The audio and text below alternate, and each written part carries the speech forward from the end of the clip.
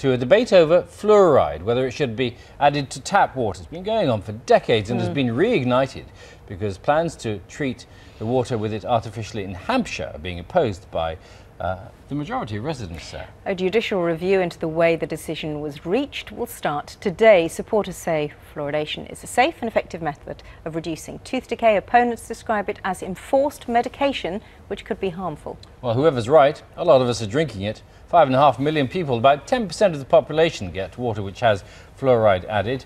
These health authority schemes, mostly in the West Midlands and the North East. Currently no added fluoride in Scotland, Wales or Northern Ireland though.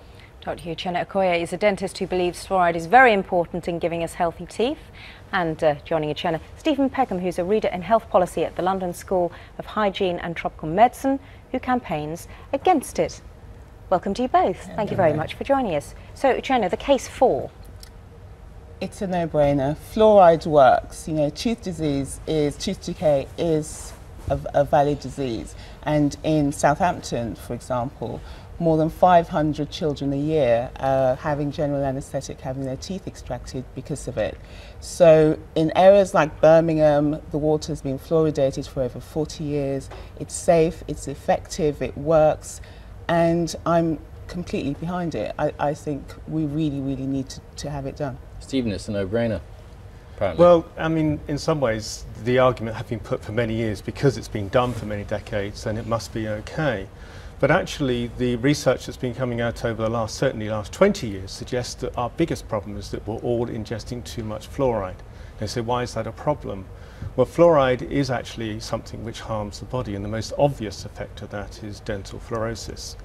Dental fluorosis. This is where initially the teeth are white, flecked, and that's where in the majority, but eventually they can go brown and stain, and eventually the enamel cracks. How many times have you seen that? As I've a practicing dentist for 18 years, I've only ever seen one case of fluorosis, very slight.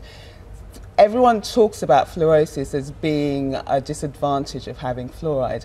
I mean, you forget the fact that tooth decay also doesn't look good. It's brown, it stains teeth, but more importantly, you know, it hurts, it's painful, it has a negative effect.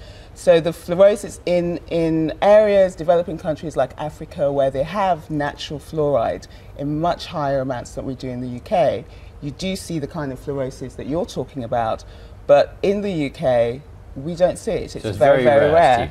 It's very rare. It's about 2 or 3% will actually have damaged enamel, and probably about 7% will get severe brown staining. The fluorosis isn't actually damaging the enamel. No. Actually, the evidence suggests the fluorosis does. There is a U-shaped curve in fluorosis. I'm the practicing I know dentist. you're a practitioner. So, but, you know, but the evidence says, now there's a number of studies. There's one currently which has been going for a number of years in the States, which is looking at children over a long period of time. And they're showing that a number of those children are actually exceeding safe limits of fluoride ingestion.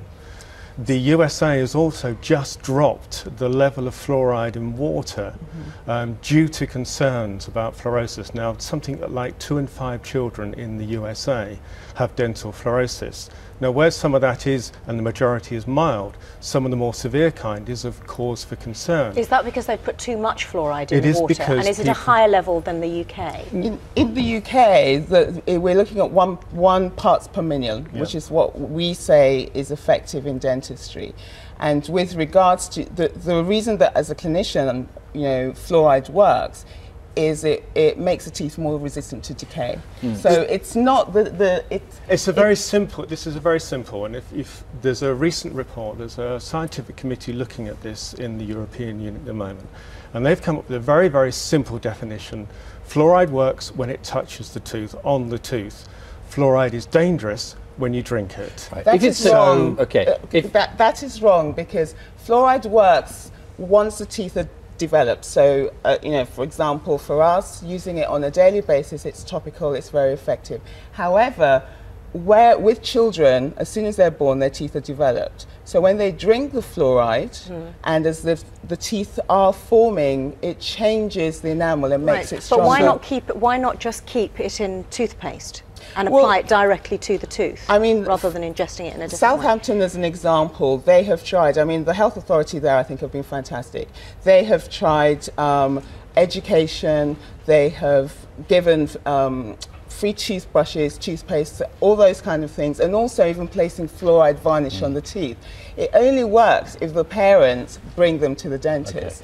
Okay. If it's hang on, just one last question for me, because we're running out of time. If it's such a simple issue, how is it that it's still going on after half a century? I remember it being debated when I was 30 years ago. And it's continuously debated because all the systematic, which is the kind of very real best evidence reviews of the evidence, come out with the fact that actually we don't know a lot about the effects of fluoride.